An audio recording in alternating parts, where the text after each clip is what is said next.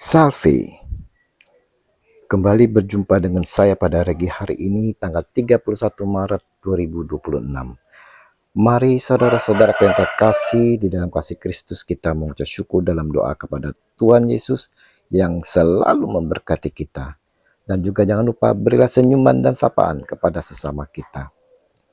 Kita awali perenungan pagi hari ini dengan tanda kemenangan kita. Dalam nama Bapa dan Putra dan Roh Kudus. Amin.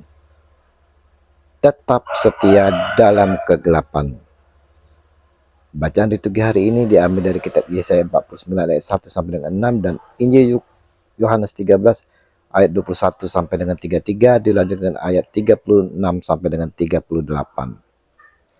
Saudara-saudaraku yang terkasih, dalam pekan suci hari ini saudara, melalui Injil yang kita baca dan renungkan ditampilkan dua tokoh yang mendapat peringatan dari Yesus saudara, yaitu Yudas Iskariot dan Petrus. Dalam suasana perjamuan terakhir yang intim, namun saudara, sungguh sangat menegangkan. Yesus mengungkapkan kepedihan hatinya.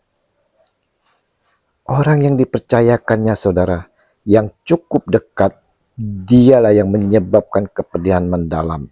Menjual Yesus dengan harga 300 dinar. Dialah Yudas Iskariot.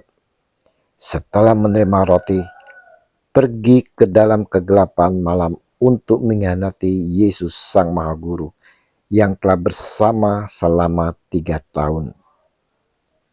Di sisi lain saudara, Petrus dengan penuh percaya diri menyatakan kesetiaannya.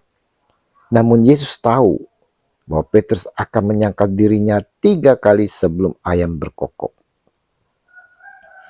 Inilah saudara-saudaraku yang terkasih, kerapuan kita sebagai manusia. Kita secara tak sadar saudara, kita pun memiliki jiwa Yudas Iskariot yang tamak, egois, selalu mengejar keduniawian. Demi tercapainya yang dikejar itu saudara, apa yang dilakukan? Iman pun kita gadai. Mau mengejar berkat Tuhan, namun menjual prinsip iman demi kenyamanan sementara. Kita pun saudara sering juga menjiwai Petrus. Kita selalu berkeinginan berbuat baik, namun ketika datang tekanan kita menjadi lemah. Kita menyangkal demi keselamatan kita. Lihat saudara-saudaraku yang terkasih, berapa banyak dari saudara kita yang mendapat tekanan, mulai kita sembunyikan identitas kita sebagai seorang Kristen. Melihat Yudas Iskariot dan Petrus bersikap demikian, murkakah Yesus Tuhan kepada mereka? Pengkhianatan yang dialami oleh Yesus tidak membatalkan rencana keselamatan saudara. Justru menjadi jalan bagi Yesus untuk menunjukkan kasih tertingginya di kayu salib. Pagi hari ini saudaraku yang terkasih, dalam pekan suci kita diingatkan akan kesetiaan kita saudara. Apakah kita seperti Yudas Iskariot atau Petrus yang rapuh? Kita diajak untuk menatap akan kesetiaan Yesus Tuhan kepada kita, cintanya yang tak luntur karena kerapuan kita.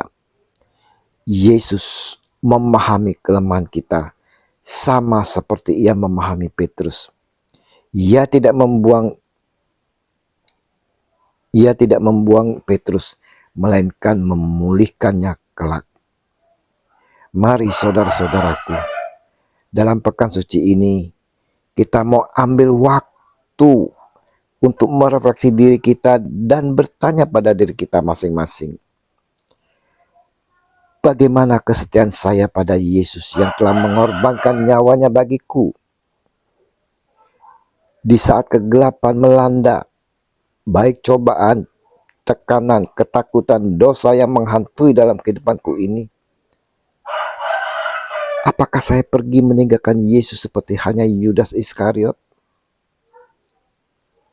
Atau saya mengakui kerapuan yang ada pada saya dan mengandalkan pengampunan dari Yesus seperti halnya Petrus?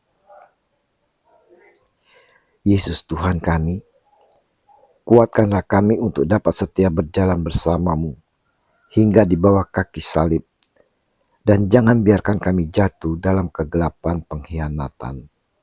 Amin. Dalam nama Bapa dan Putra dan Roh Kudus. Amin. Shalom Aleichem.